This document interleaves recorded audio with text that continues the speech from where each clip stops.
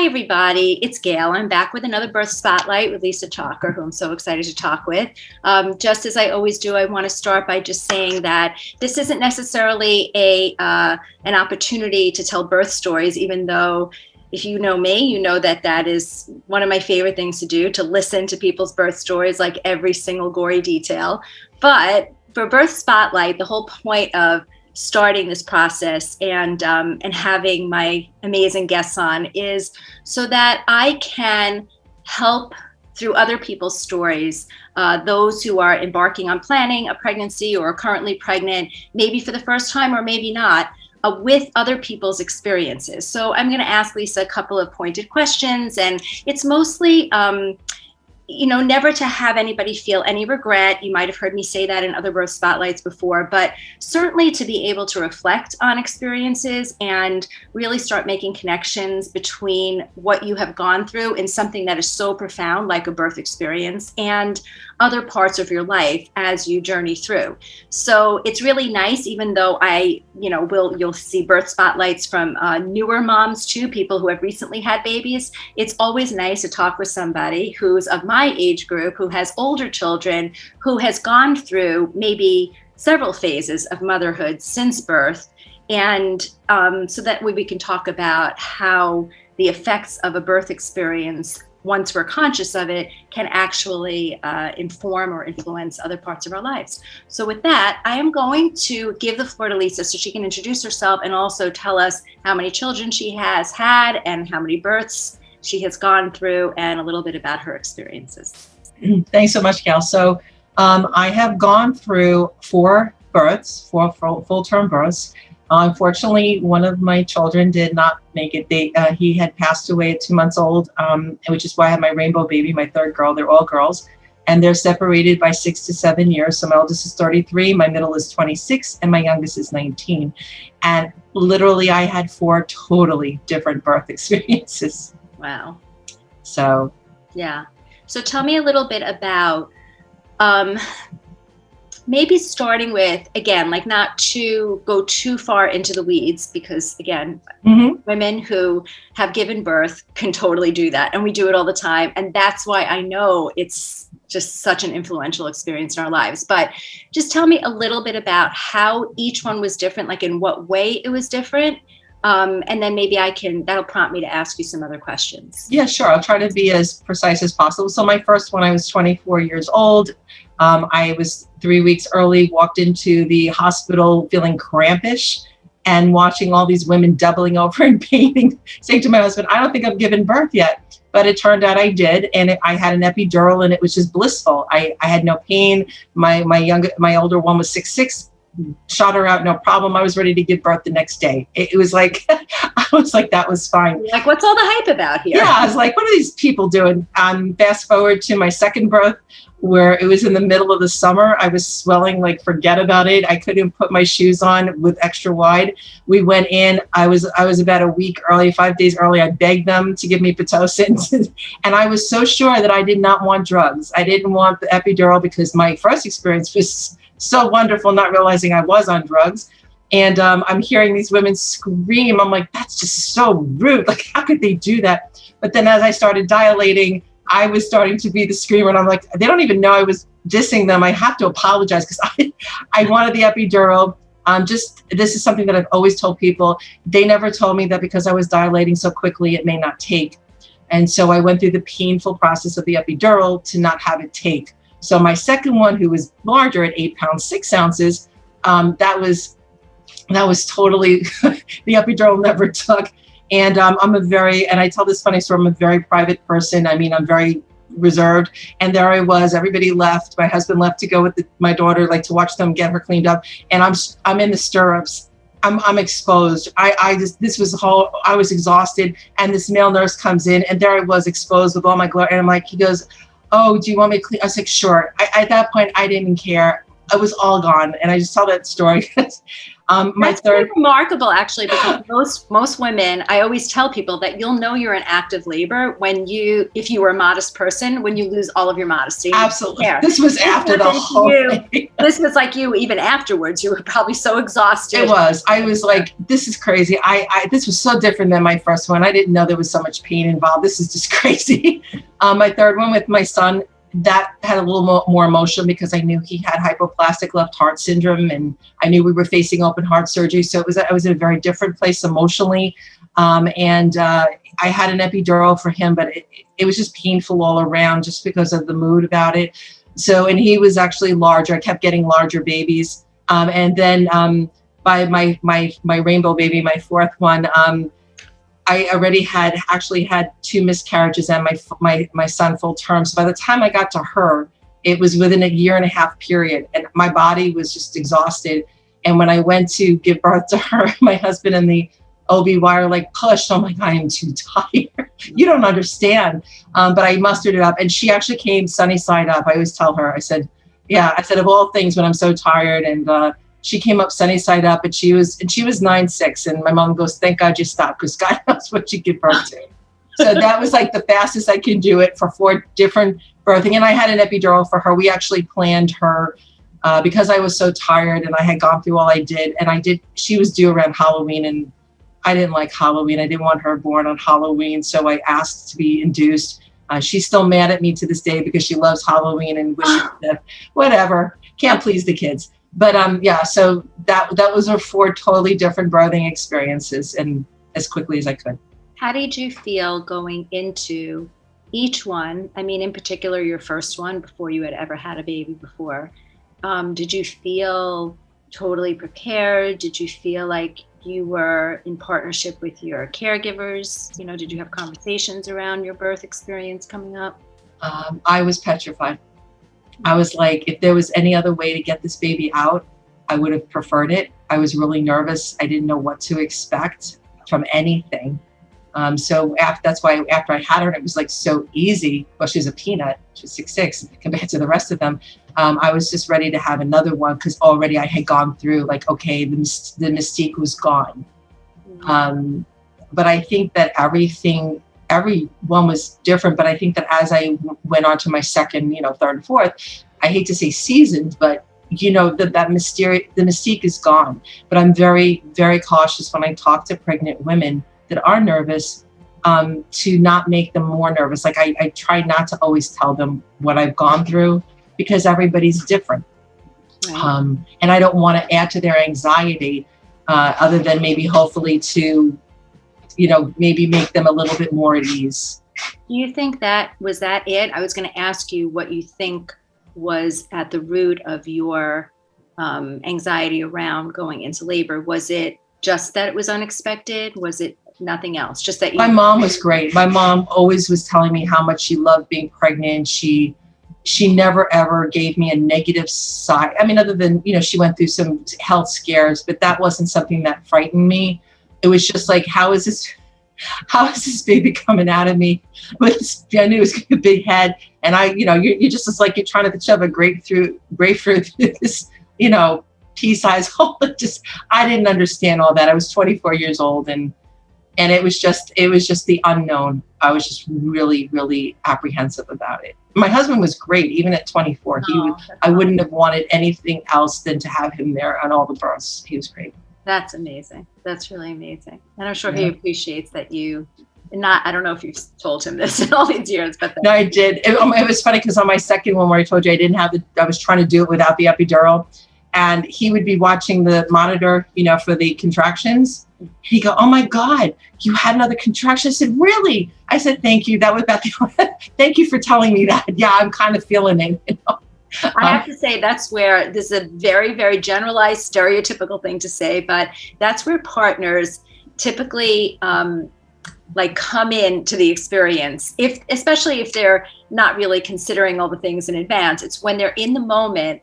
If if somebody has an epidural and they have to watch the monitor and tell them when they're having a contraction, because that feeling of helplessness throughout labor is really difficult. I can say it even as a doula. It's really hard when you feel like there's nothing that you can do. So especially for partners who truly don't know what they can do and are in love with this person who's giving birth and so emotionally connected, to be able to watch that monitor and have a job during labor is, it's like finally. He was absolutely great. On my second one, my water broke on my third with my son. It broke on the table. So I was literally sitting, and he was great, and he helped clean up because there was no nurse. I forgot where the nurse was, and I felt so horrible. He goes, "What are you talking about?" He goes, "Don't worry about it." He says, "I don't want you sitting in the, And he was just great. And if we got smart by my fourth baby, he finally got to cut the umbilical cord because I was already a seasoned mom. And I didn't think, and all of a sudden I'm like, here I had just given birth, and I said to the OB-GYN, "Do you think he can cut the umbilical cord?" There, I just gave birth, I'm exhausted, and he got to cut the umbilical cord for the first time after all these kids. And again, that just comes from experience, not being afraid to ask something. Right. So would you say, Lisa, that you are the type of person in general that is a little unnerved by not knowing what to expect and not feeling pretty much in control, I guess we can say? Yeah. I mean, look, you see, obviously there's 4 different births. So it wasn't like you could pinpoint everything that's going to happen. I think my major thing was, again, how is this baby coming out of me? Like, it was just a frightening anxiety, and I don't have anxiety, but it was frightening to me at 24 years old, my first time. What do I expect?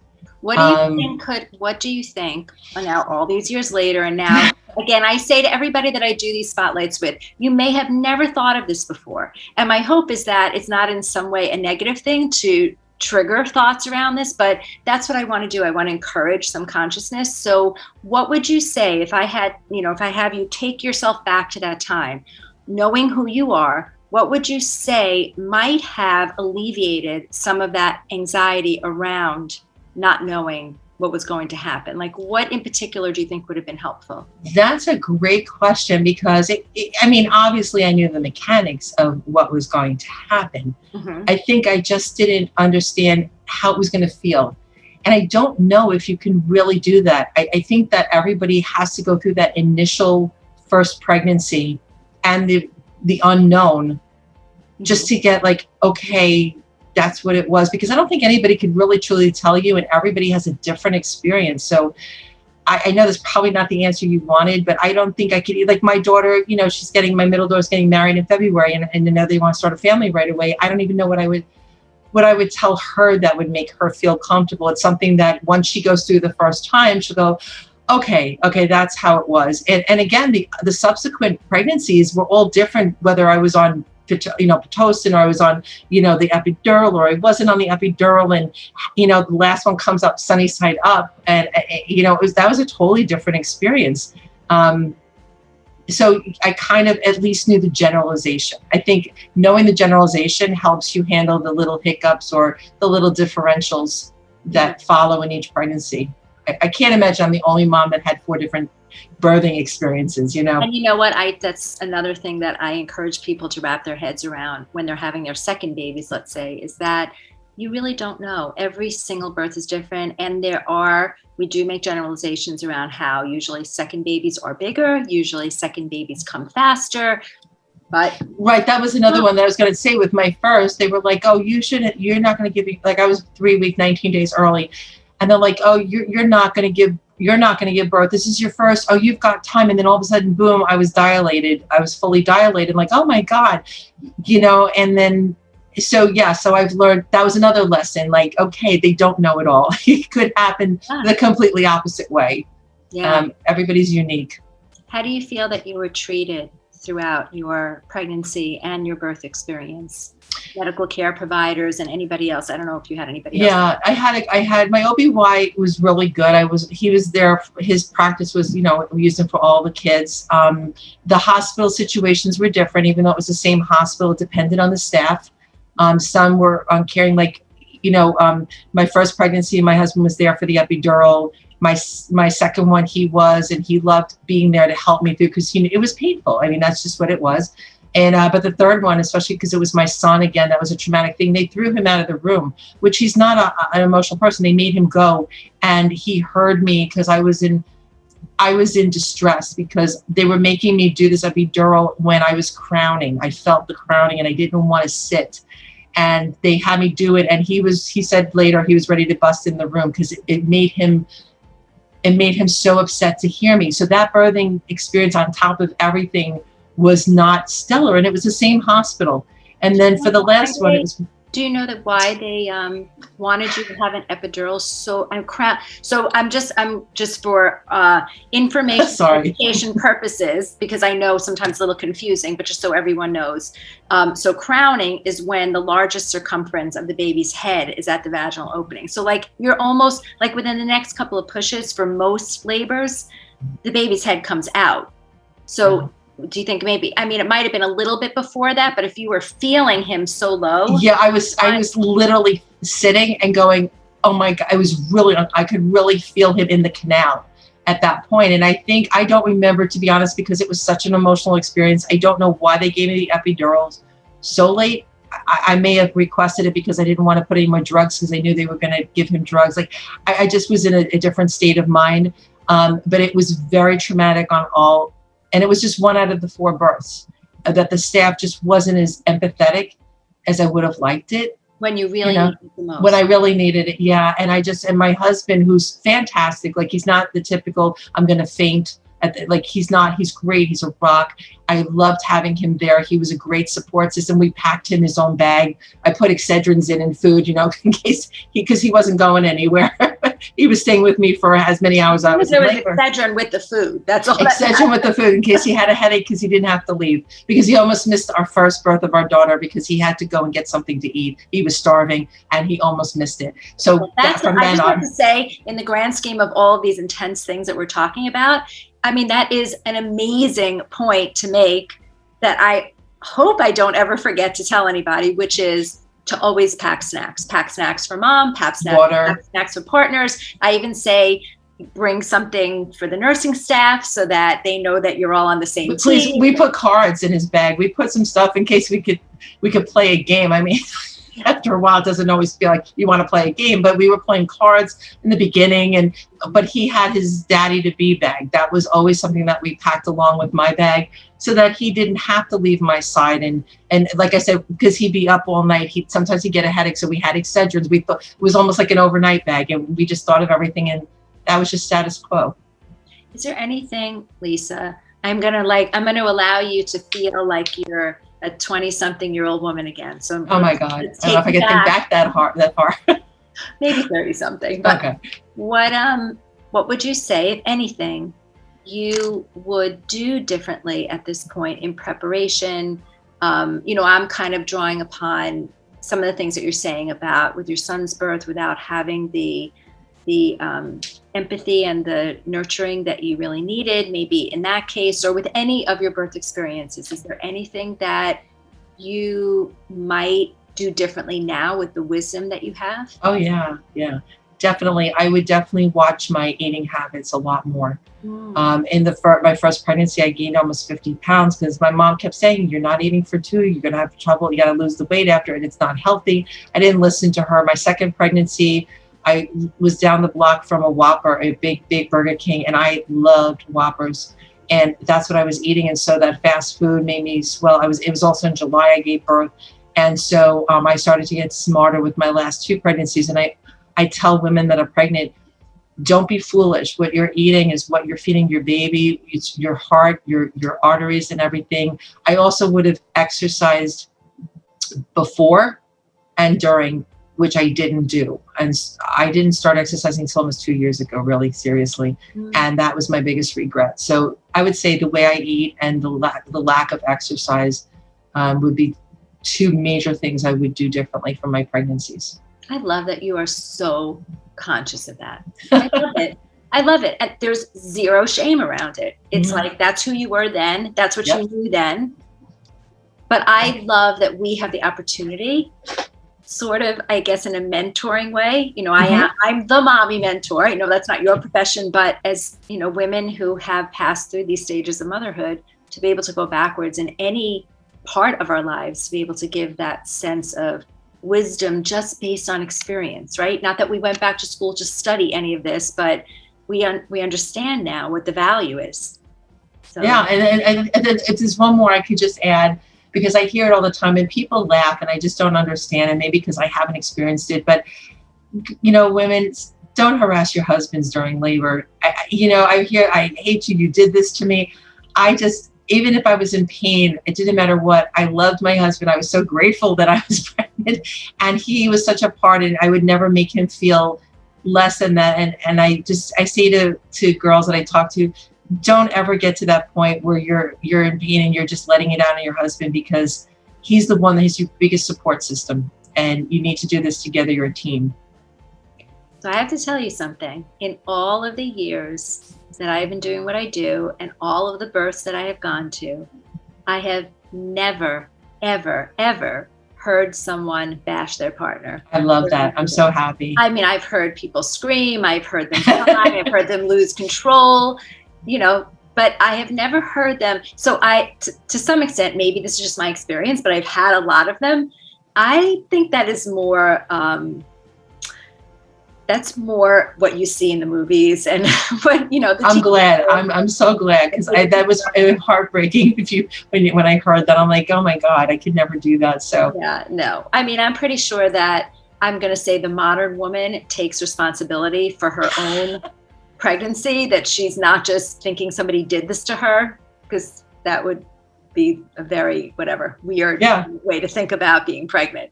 You bought into this too. So most of us recognize that. But anyway, this has been great, Lisa. Thank you so much. Any other words of wisdom you want to impart? I loved being pregnant. It didn't matter if I had pain or not. I obviously went for more children. I would love to have 1 million children. That's just how I was. And I think that it's the most precious gift. And I know some people can't have their own children. And I do feel, I always said we would adopt. We always said we would adopt if we couldn't. But children are beautiful blessings, and just take care of them and cherish them. And it's all worth it, right? Yeah, all worth it. Every single last bit of it. Awesome. Thank you so much, Lisa. Thanks for having me, Gail. It was totally my pleasure.